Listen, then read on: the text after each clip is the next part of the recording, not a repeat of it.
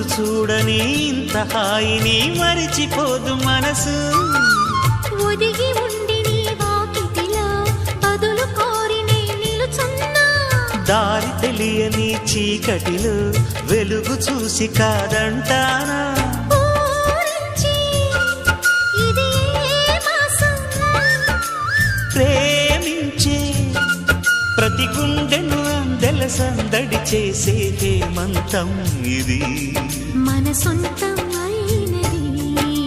కిలకిల నవ్వే కోయిల కోసం వచ్చింది మధుమాసం.